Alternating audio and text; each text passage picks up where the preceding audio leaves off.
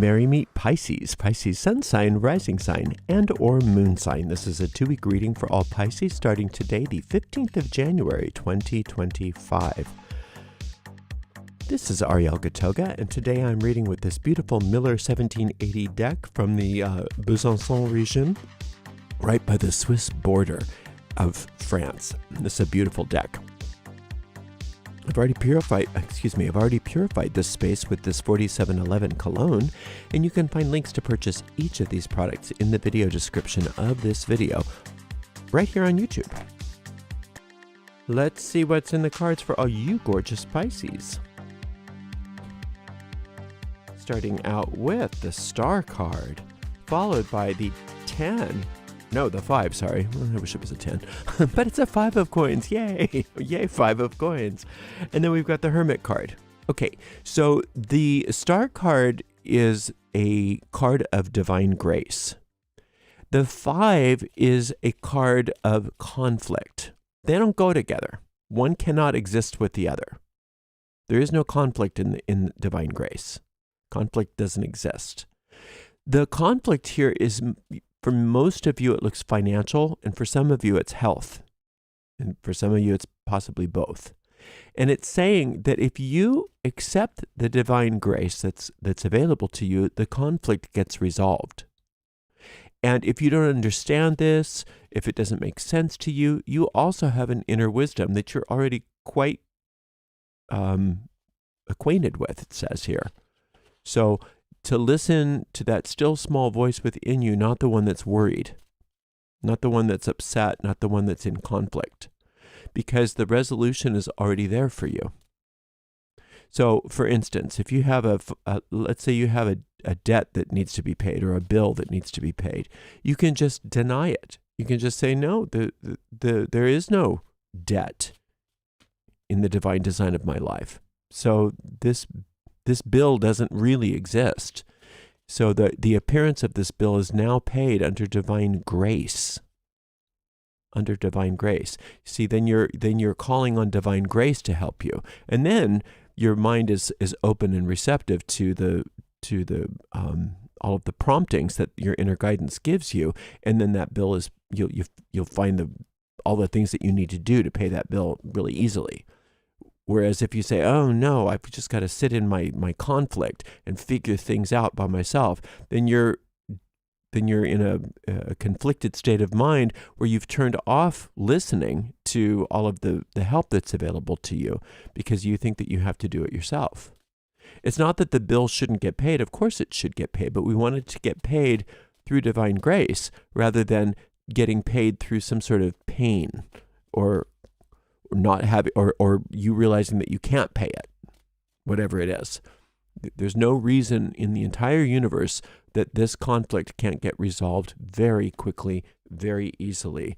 But you have to allow divine grace to be the boss, not the conflict. So you can listen to my meditation on this Star card, and you can also listen to the meditation that I have on this Hermit card so that you can get acquainted with, how to align with this divine grace, and then also how to follow the guidance that's coming as a result of that divine grace so that you don't have to put up with this stuff. And when it comes up for you, rather than saying, oh, no, you say, okay, well, I know what to do. I call upon divine grace and I listen to guidance and I get it taken care of. And it's going to be easy, it's going to be fast, and it's going to be fabulous.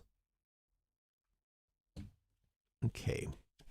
We've got a beautiful, I love this card, this Page of Cups. I love this card, this Emperor card. And the Two of Swords, which is great. So the Two of Swords is talking to you about the conflict. It's saying you have got to focus your mind. Don't let it run amok because your guidance is there. And if you can focus your mind, calm down, accept that divine grace, and listen to the directions that are being given to you by that still small voice from within you, you will have resolution almost immediately. Actually, you will have resolution immediately because you'll feel better. And then out of that feeling better comes the solution. And some of the solution you have to be involved with, but a lot of it you don't. You just have to keep your mind focused on on the solution rather than the problem. And whatever you need to do will be shown to you. It'll be obvious. It'll be obvious. Now, you are the emperor, and what you say goes. And that's why even divine grace, even inner guidance has to wait for you, because you're the boss in your life.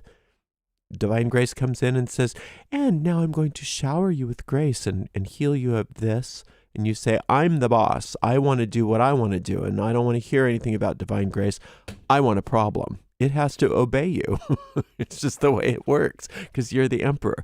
Now, I know that you're not saying it like that with those words, but it's as if you're saying it like that if you allow that inner conflict to take precedence over the divine grace and over that inner guidance, because it is a choice that you've made, and it means that you're listening to the wrong advisor. Because an emperor is only as good as the advisors that it listens to. Emperors are not an island. They can't make decisions all by themselves, no matter what. But if you're listening to the voice within you that is filled with conflict, you're listening to the wrong voice. You want to listen to a better advisor. This advisor here is always bringing you peace and solutions, and it is always connected to this star goddess card, this card of divine grace. Now, this Page of Cups is telling you that not only that, but in the midst of whatever this conflict is, there's already good news. There's good news about it, and there's good news about a lot of other things. And so if you're willing to listen to the good news rather than giving your mind over to your fears and your inner conflicts, or if you're fighting about money, whatever this is, then if you're willing to listen to that good news, then that attention that you're giving the source of this good news is also the conduit through which that good news manifests in your life. So you have you have all the power. You have all the power, even though it may not seem like it. And the reason it may not seem like it is because you're listening to the wrong advisor. You're listening to an advisor that says, you don't have any power. And then you have the power to listen to that and say, oh, okay, but that's your decision. So don't do that. Don't do that. Say, okay, I'm not listening to you. If you're giving me conflict, I know that's the wrong voice. I want to hear the voice that brings me peace and solution. That's the voice I want to listen to. And you focus. That's what this too is all about. You focus on it.